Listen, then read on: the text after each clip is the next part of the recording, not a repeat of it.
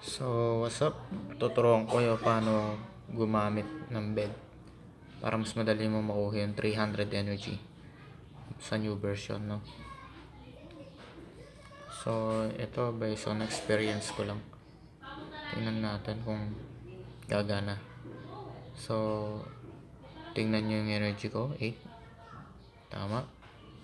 Dapat 308.93 yan. So, subukan natin. Gain energy. Pag click mo sa bed, syempre mawawala yan. Then, click mo yung baba na yan. Yan. Click mo lang yan. Then, punta ka sa dashboard. Dashboard. Tingnan natin kung gagana. Ito yung pang second times. Then, click mo lang to. Ito, yan. Play. Play now. Pag-click mo sa play now, huwag mo agad i-click yung start the game.